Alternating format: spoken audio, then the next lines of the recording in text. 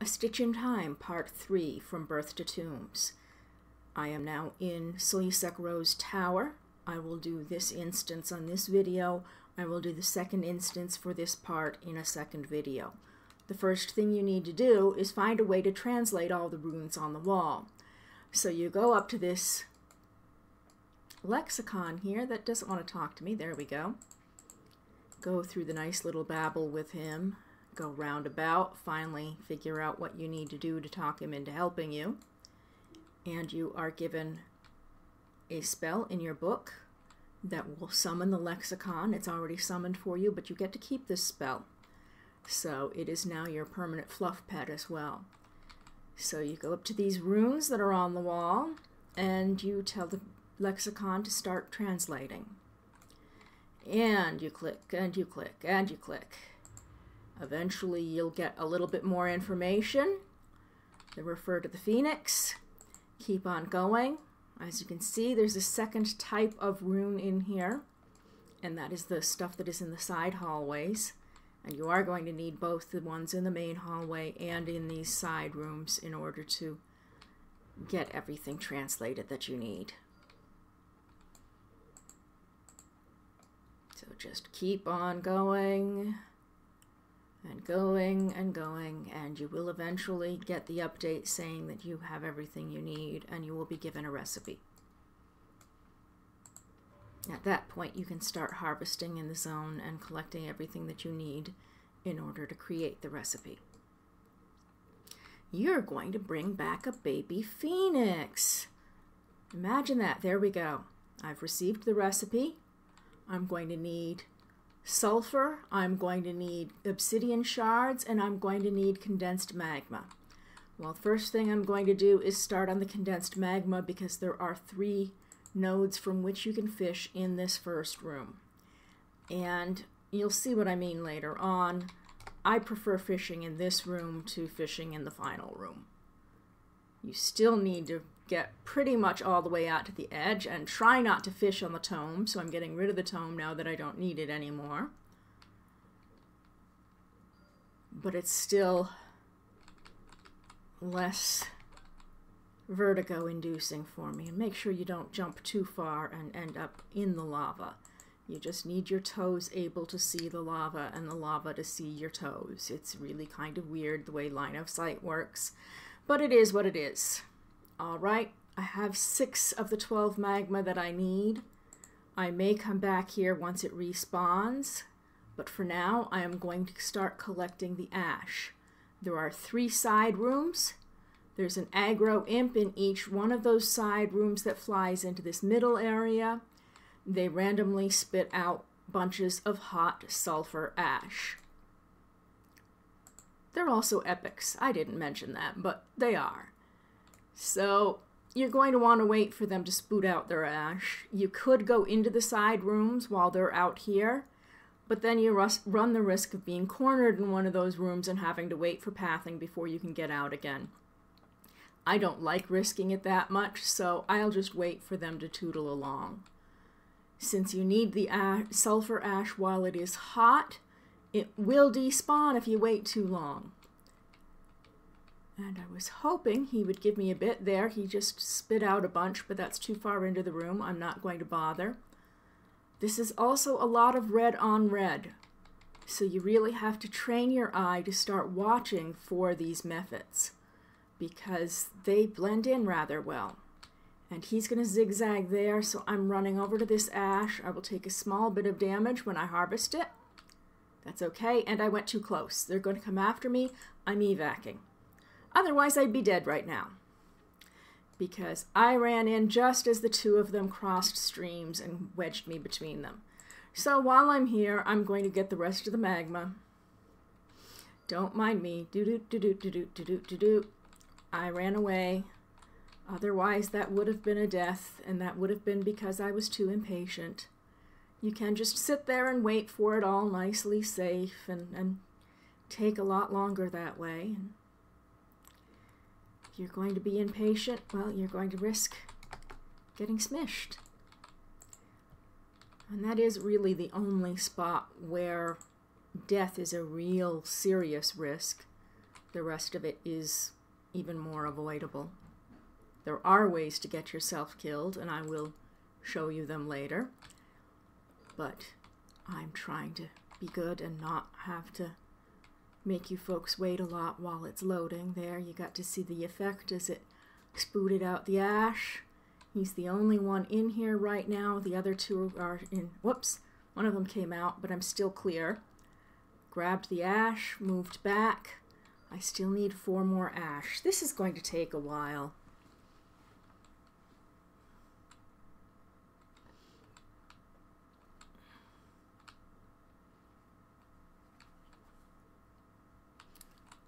There is also the obsidian shards that you need from the drakes in these side rooms.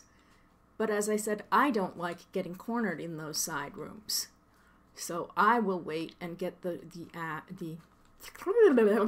yeah, that stuff, the shards. I will wait and get the shards further on. There are other spots where you can get them, and the drakes are plentiful. So I don't see the need to risk myself when I can get it perfectly safely in another room. I'm just kind of waiting on these mephits to give me what I need. It's hot, so yes, you get a little bit burnt, but it's not a huge thing. And I just missed getting nibbled on by him. It would have been painful, even at 101, or whatever this one is, 102. It's still quite painful, as in deadly, and I'm going to skip my own plan of not going into a side room because I want to get... and it depopped. I almost had that ash. Oh well. That at least shows you what happens when you wait too long and the ash despawns on you. I know. I keep calling it ash and it's sulfur. But it's really sulfur ash, so 6 of one, half dozen of another.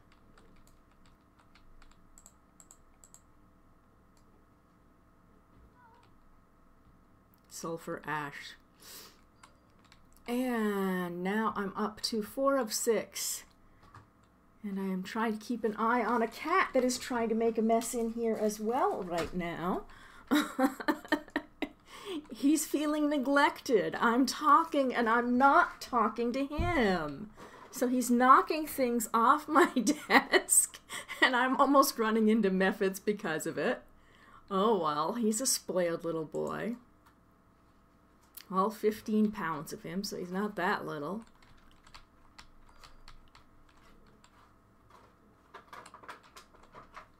And now he's going to make all sorts of rattling noises in the background. Oh, this is going to be a fun one, isn't it? I'm pausing. I'm going to pause for a moment. I'll be right back. All right, and I am back, and I am grabbing this last sulfur. I am avoiding that mephit that came zipping out of nowhere. And once he backs up a little bit, that brazier in the center is a teleporter. Teleport to the next area before I get any more aggro. And then head down the hallways and get the parts from the drakes.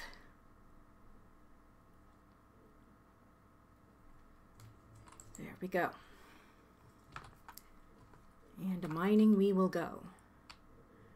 3 pulls off each drake. There's many drakes around. You only need 5 of them. 5 drakes, that is. A total of 15 shards. If you start hearing ka-thumpa-thumpa-thumps in the background, that is just the cat being a little crazier than usual. He's not used to me talking as much as I have been lately, and he thinks I am talking to him or his sister. Everything has been harvested. I go into the next room. You will see a wall of flame because I deal with third person, and it didn't do it in the background as it usually does. But there's one wall of flame with the portal back. Don't run into the wall of flame, it will kill you. Do not run over the grates when they are lighting up like that. They will send you flying. You will need to fly through them later. Do not run into this wall. It will kill you. Do not go over the edge and fall in. It will kill you. This is also where you would get your fishing nodes from if you had not already gotten them in that first room like I did. However, I said don't run into this wall. You do need to click on it instead. You are going to be making an Obsidian Incubation vessel. You will need all of the stuff that you harvested, plus 25 celestial coal. I will be back once I have finished crafting it. The crafting is now complete. You will now need to fire it 4 times. That's what these vents are for. You will be sent flying, so I prefer to pick a vent near the middle of the room. Watch for the little flame bit to start up. That means it's going to go in a moment. This one is not wanting to flame up. I may have to move to another one because it's being stubborn. Yep, I'm going to move up to this one. Boom, knocked up. Control my fall so I don't land in the lava.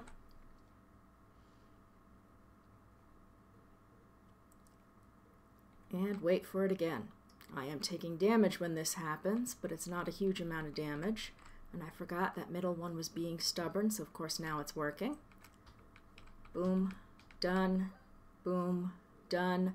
I'm not taking as much damage as a lower level player would take. A lower level player would be at almost no health by this point. It takes a percentage of your health, but since I'm a higher level and I have all sorts of AAs and stuff going, it's not actually visibly damaging me. However, if you're lower level, just know it will not kill you from being knocked around. The only thing that will kill you is if you get knocked into the wall of flame or over the edge into the lava. So stand near the middle, control your fall, you're good. Now you collect the ashes and start reading. This is kind of hysterical. They had a definite sense of humor when this one was written. And you're collecting, and you're collecting, and you're collecting, and you're collecting. And there's snarky comment after snarky comment of what you're supposedly thinking at the time as you do this. Until eventually, once it's gone through enough comments, looks full enough already. You're done. Why not? It's only a baby. So you run back over to the vessel, teleport back into the room where you had grabbed all of those drake corpses, and suddenly there's flame sparks all over. You get to be a spark herder. Yeehaw! So you go up the little flame ramp. Yes, I'm having problems talking tonight. You go up the flame ramp, you click on the egg-shaped spot in the center for the incubation vessel. You notice that the sparks flee as you approach them. So you get them between you and the vessel, and you chase them. Yeehaw! Get along, little doggies. Then you back up. It says it's given birth to a baby phoenix, but you're not done. You still need to empower the blank rune, or blank seal. And unfortunately, you'll find out baby phoenix is very hangry. I'm almost no health. He took a big chomp out of me. And then it says to flee before the now epic X4 level 120 comes after you. So I'm fleeing. I used an evac, but you can just run. You have to head for the front of the zone. The quest does not update until you zone out. And that's it for this one. I'll come back in a moment for the rest.